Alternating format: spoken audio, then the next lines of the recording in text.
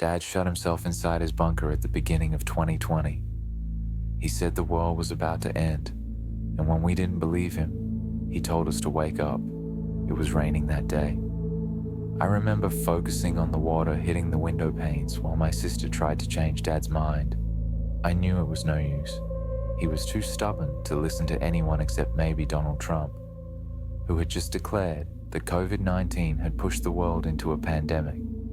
Dad wanted us to join him, and when we told him no, he called us brainwashed. He purchased the land before I was born, only because of the dilapidated military facility that came with it. It was abandoned sometime in the 60s, I think. My sister was there from the beginning, even before Dad's obsession pushed Mom away.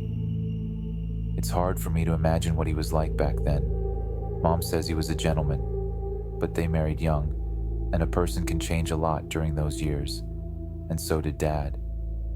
All I remember from him during childhood are the weekends at the bunker, constantly renovating it and stockpiling it with everything he would need to survive down there. We couldn't stop him.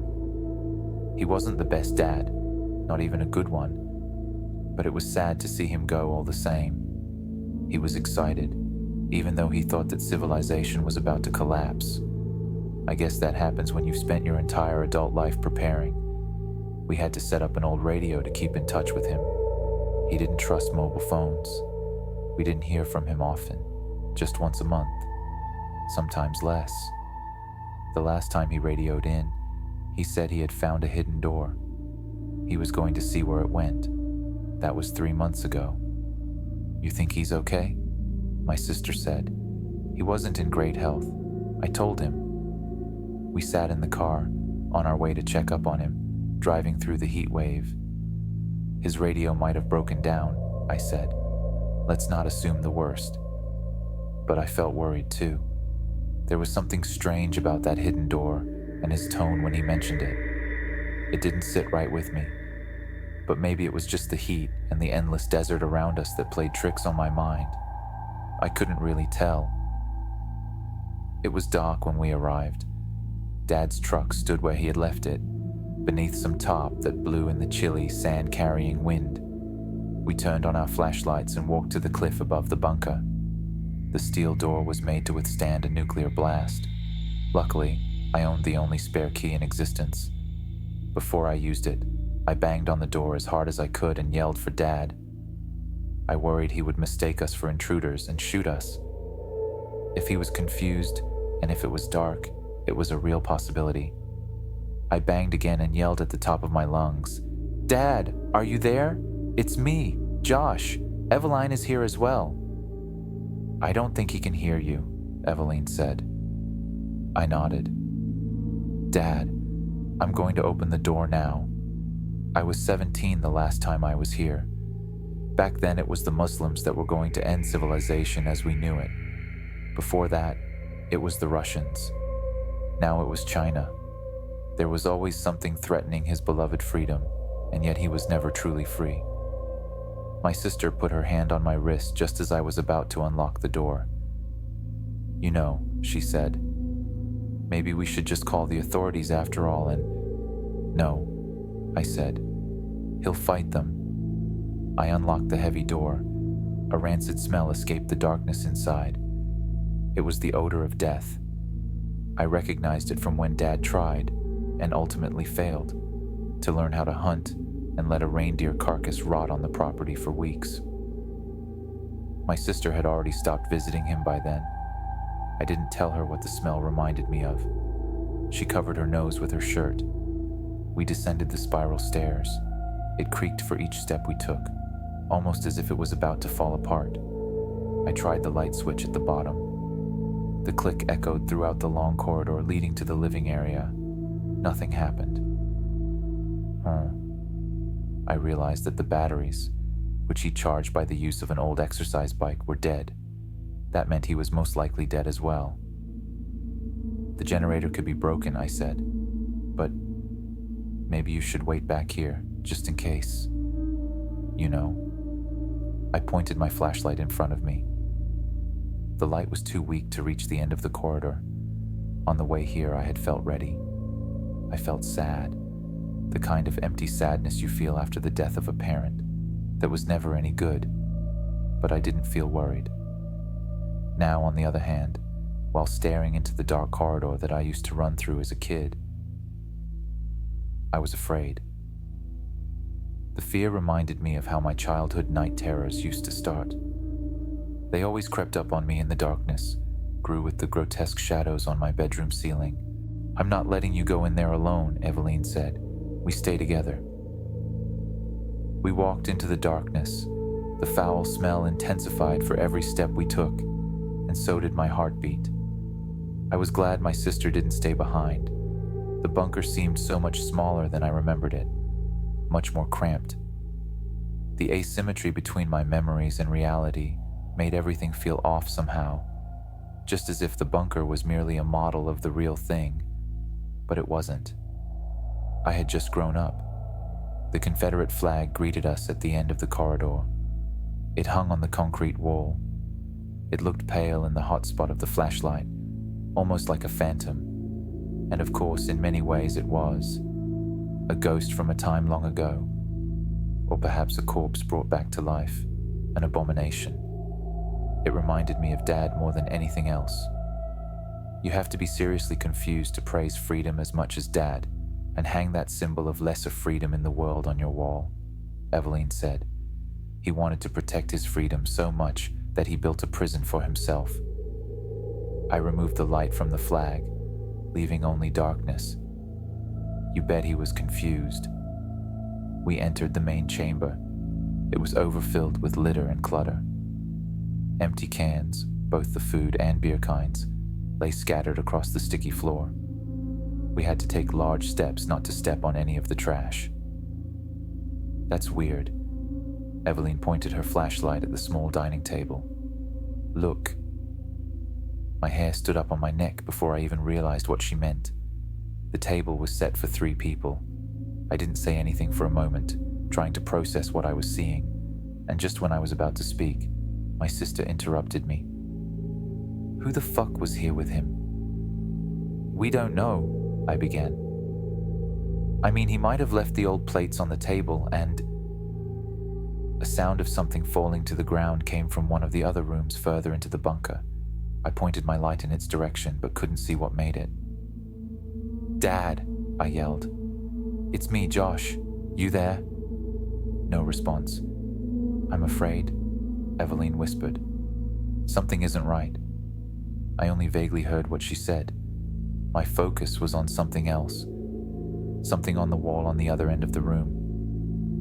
"That's not supposed to be there." I slowly walked toward it. That must have been what he talked about over the radio. Dad had hacked away a layer of concrete, for whatever reason, and uncovered a rusty metal door behind it. It stood ajar. A lukewarm, musty breeze came out of it. My sister walked up to me as I carefully pried the door open with the back of my flashlight. I felt my heart in my throat. I could hear my sister begging for us to leave, almost in tears. But I needed to know what was behind that door. It was imperative to understand what had happened here. I needed to know. I needed closure. What in heaven's name? Eveline looked over my shoulder. Why is this here? Behind the door was a room about the size of a broom cupboard. It was unremarkable except for a circular hole in the middle of the floor. I shone my light into it, but I couldn't see the bottom. Just as I thought it was big enough for a person, my sister said, "Do you think he fell?" Drops of sweat from my forehead fell down the pit. I felt dizzy and stepped back, afraid I would fall inside. My sister picked up a can filled with some rotten beans and threw it down the hole. It clattered against the walls as it bounced from one side to another. The sound faded away until we couldn't hear it anymore. There was no indication it touched down at the bottom. I stretched out my hand and held it above the opening. "It's warm," I said. "The air, I mean." "Maybe he fell." Eveline stepped back, almost as if she were convinced. "Can we please get out of here?" She reached for my arm. "We can return with the police. Please. Josh." "It wasn't dark when Dad found this," I said. He would have seen the hole. Josh, please, just give me a moment to think. I walked toward the hallway that led to the other rooms, desperately hoping to find him. For some reason, it was important for me to see him, to be able to leave without wondering. I needed to know that he was truly dead. I stopped myself after I accidentally pointed the flashlight on the floor in the middle of the hallway, revealing a pair of feet. I think I found him. I ran up to the body. Wait! Evelyn yelled and reluctantly followed me to avoid being left alone. It wasn't Dad. I screamed upon the realization. My mind couldn't comprehend what I had just seen. I spun around and tried to run away, completely acting on instinct, and crashed into my sister. She grabbed me, kept me still, and as she looked behind me, down at the dead body on the floor, she began to cry while her hands trembled uncontrollably against my shoulders. "Oh my God," she said.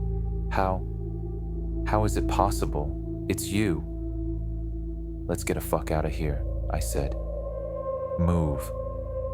There was nothing that could explain this, and the more my mind tried to, moving in an endless loop doing so, the dread grew inside me. I only got a glimpse of the body before I panicked, but my sister was right. The half-rotten face was the same as mine, with a bullet hole in the middle of the forehead. We stumbled our way through the living area, tipping over chairs and kicking cans all over the place. And just as we were about to get out of the mess, a familiar voice echoed through the hallway we had just escaped. "Josh!" It was Dad. We both stopped in our tracks. "Is that you?" "Josh!" "Dad?" I yelled back. "What the fuck is going on here?" "Don't worry." It sounded like he was at the other end of the bunker, possibly inside the storeroom. "I killed the son of a bitch, put a bullet right between his eyes." "Come out from there," I yelled. "We have to leave. It's not safe here." Silence. "Something is wrong," Evelyn said. "I don't think—" "Dad," I yelled. "Come out." "I can't move," Dad said. "I'm stuck under a shelf. I'll need your help, son." I turned to my sister. "Go back up. I'll get that old bastard out of there. We'll be right behind you, okay?" "Think, Josh," Evelyn begged. "You think he's been stuck under a shelf for—" I should have listened, but even after what we had just seen, I just couldn't bring myself to even consider something as outlandish as what my sister was suggesting. It was simply too far-fetched, too unbelievable to penetrate all my layers of presumptions about reality. It couldn't be. It just couldn't. Hence, I ran back to the hallway, yelling for my sister to get back up to the surface and wait for us there. "I'm coming, Dad." I only slowed down to carefully step over the corpse that bore my face. Perhaps, I thought, it was just a coincidence. A burglar that just happened to look like me. After all, the face had begun to rot. It wasn't obviously me. I felt stupid, and I almost convinced myself that it was just my childhood fear of the dark coming back to life down here. And then, just as I was about to walk past the small composting toilet that stood inside a small room at the end of the hallway, I stopped. Shivers spread across my entire body, paralyzing me. Dad sat on the toilet. His gun still hung from his trigger finger, and his brain was splattered across the wall behind him. He had his journal in his lap, covered in blood. "Josh!" Dad yelled from the darkness. "Help me!" I was frozen in place, both by fear and confusion, unable to make any decisions. "Come on, Josh," Dad kept yelling. "I need your help, son." My mind was racing. There was no way of knowing who was who. When I heard Dad's voice yelling for help while watching his dead body, nothing but absolute terror reverberated inside me. I slowly reached for the journal in Dad's lap and grabbed it, hoping it would shed some light on the situation. I was just about to open it when my sister screamed. I ran back, this time jumping over my doppelganger's body, and found her looking at something at the corner of the main chamber. "I told you to," I said, but changed my mind. "Are you okay?" What happened? She cried. It's me. Crawled up in the corner was her naked dead body. Her head had been twisted in such a way that the neck had been broken. There's something seriously wicked going on here, I said. Dad shot himself in the head, a long time ago by the looks of it, and yet he keeps yelling for help. Let's get back to the car now. We drove away from the bunker as fast as we could, leaving whatever was still alive down there yelling for help. My sister insisted on staying at my place for a few days. I didn't mind having her around. We shared an experience no one else could relate to, and we needed each other to overcome the trauma. It took a day for me to build up the courage to open Dad's journal. It began with his usual deranged conspiracy theories. I flipped past them. At the end, he had only made short notes, found a hidden door, deep pit, possible the remains of some old black project. Eveline and Josh woke me up. A surprise visit, didn't hear them enter. Strange. Had dinner with them, something seems off. It isn't them. They tried to make me illegible. God help me, it isn't them. I shot the son of a bitch right between the eyes. Hiding in the bathroom now, this will probably be my last entry. God forgive me. Chills went down my spine as I read the last entry on the blood-drenched page. I never got the other one. She's still out there somewhere. I only got one bullet left. I won't allow her to do that abhorrent thing to me. Forgive me. My sister has been cooking for hours. She just called for me from the kitchen. Josh, come here, I want to show you something. The end. This story was written by Tobias Malm. Please check out his new novel, The Cave to Another World. Link is in the description. Thank you.